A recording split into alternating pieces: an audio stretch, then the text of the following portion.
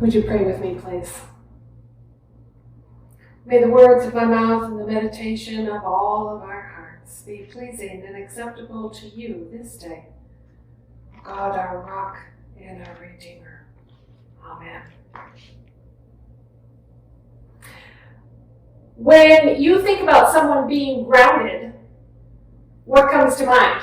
Perhaps you were grounded as a child, or more likely, perhaps you grounded your children or your teenagers as they stepped out of bounds of family norms and did something that they weren't supposed to do.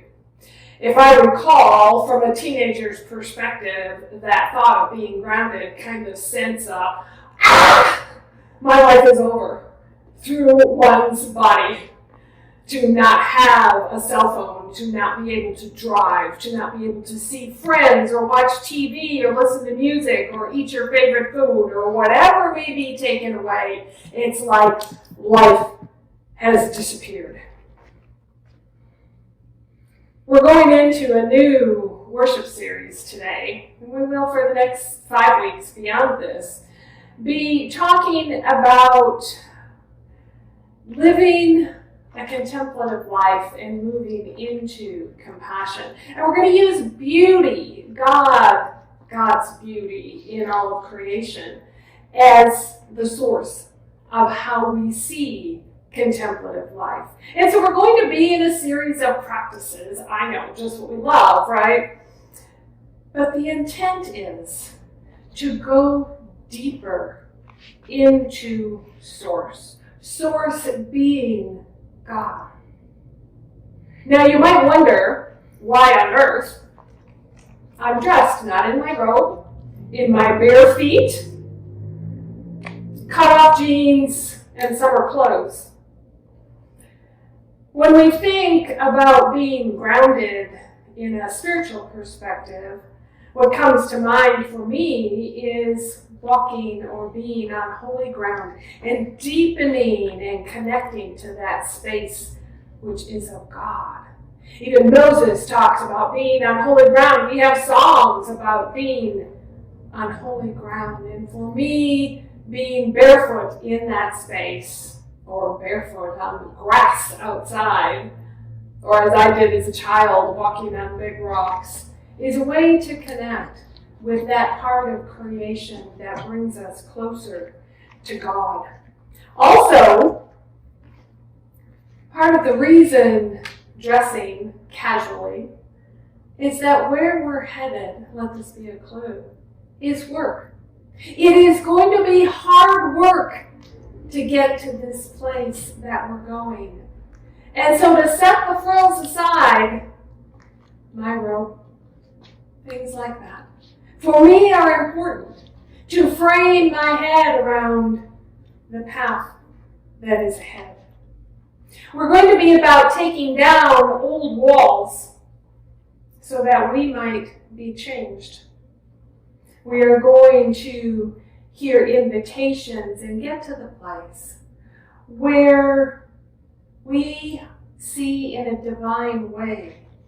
We have a divine way of seeing with spirit, that we move to engage instead of everything through our head, move to engage life from our heart. We're going to train in contemplative practices, listening deeply, praying in new ways, seeing with different eyes, the eyes of the heart, perhaps playing a little bit, being silenced in new ways.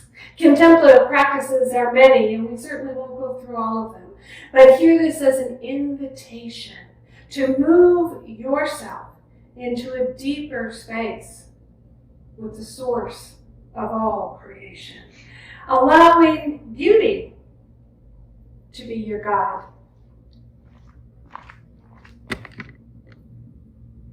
You will see in our worship services images and videos of absolutely beautiful things. You will hear music and be invited into words and exercises that will hopefully open you to new places.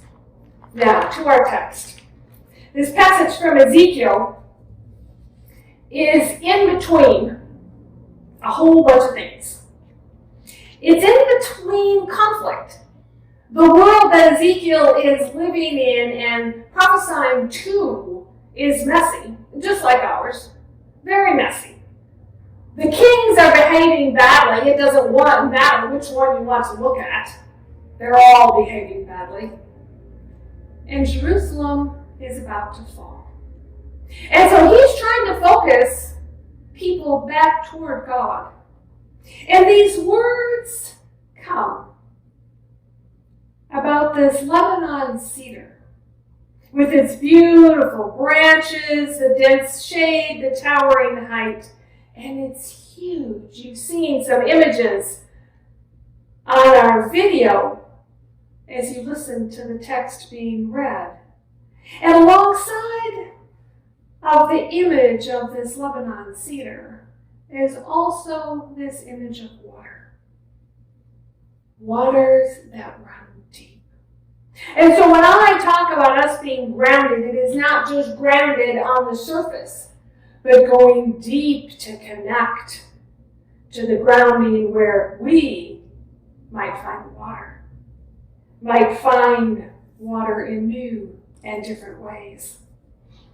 In preparation for this series, I ran across a documentary that I didn't know existed before last week.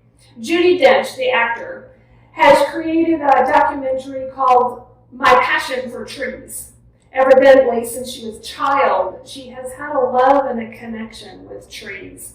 And so she wanted to learn more, dig more deeply into trees, and work with some professionals and created this beautiful hour-long documentary through the seasons of the year from basically her own property in England, in Surrey.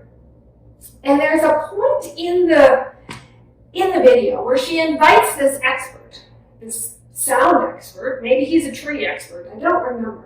He brings this equipment to a tree. And he sets her up with headphones and connects the headphones to what looks kind of like a megaphone, but it's quite small. Holds it to the tree, and she can hear this sound. And you see her eyes just open up. It's amazing.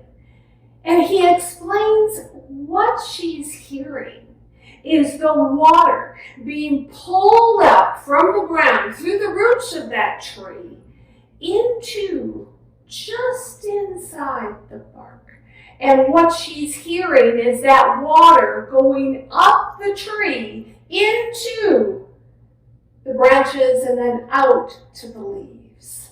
And it was fascinating to me to think about how that might be applicable to us as well. If we deepen our lives, put our roots, our feet, and everything into our relationship with God and connect to that source and allow it, like that water, to fill us so that every move we make, all of our thoughts, our interactions, our life, reach out in a way like the branches and leaves of this tree.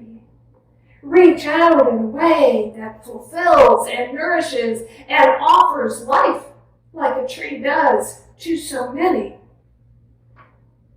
What I want for us to feel, to hear, to heal, to live is the fresh flowing water, the life-giving living water of God in our veins, like the waters of our baptism. No, we can't live in shallow space anymore. We can't live just on the surface. You see, the times we are in call for something more. Call for drastic living. Living in a new way to understand the pain of all of the people. It will take hard work. We need to pursue the depth of the intensity of our spiritual growth. We need to work at it because we need it to be strengthened. Wendy Farley, in her book Beguiled by Beauty, writes, a life of prayer doesn't take us out of life, but deeper into it. It is a call to be grounded, not away from life, like a teenager would think if you were calling them to be grounded, but away into it. A call deeper into the source, abundant life, living water, the water that comes through Christ. Then, like the cedar of Lebanon, we are changed, transformed into someone who truly makes a difference in what we offer the world. Contemplation nourishes us from the source, not from somewhere else. And what it allows us to do is see humanity and creation. And when we see humanity, we cannot destroy it.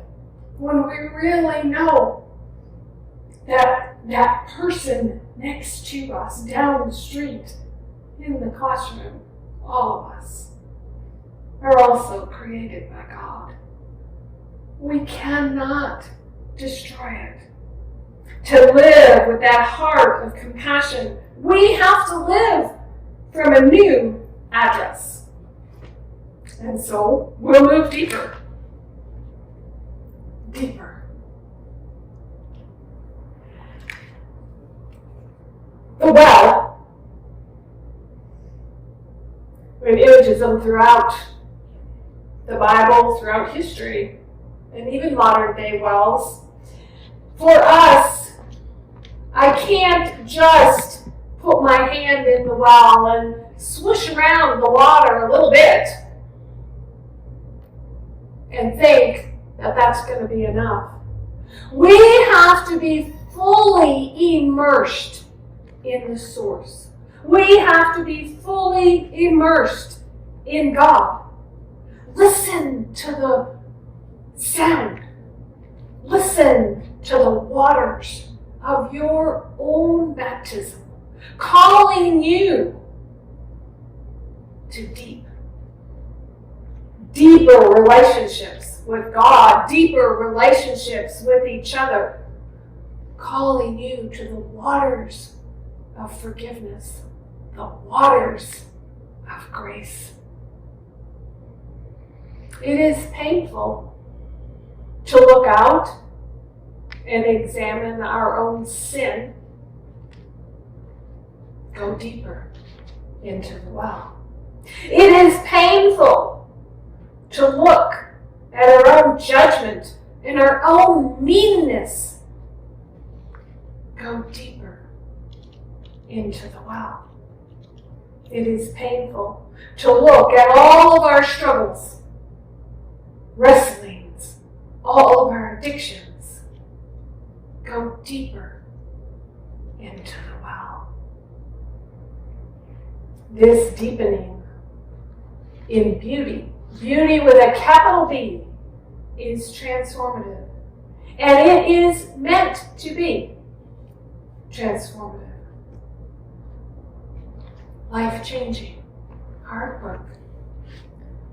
John O'Donohue writes in his book entitled Beauty, much of the stress and emotion that haunts us can be traced back to our lack of attention to beauty. Internally, the mind becomes coarse and dull if it remains unvisited by images and thoughts which hold the radiance of beauty. And so the journey takes us deep into that source, just like the roots of that cedar of Lebanon. Able to grab that water that gives so much life. So there is our journey as well. Deep into the source of God. To enrich and enliven our lives. to let go of that which we need to let go of, to be able to come from this place of contemplation filled with the awareness of beauty into a place of radical compassion. Deep grounding in the deep well of beauty is always, always available to you. Ready to strengthen and nourish you. Ready to offer comfort and assurance and deep peace. Ready to embrace and hold you in love. But we have to keep that connection. We have to keep that pathway open. My hope and my prayer is that you will join me and you will dive deep into the contemplative practices and the divine, the beauty, the life with spirit, moving us to fill our world with radical compassion. May it be so. Amen.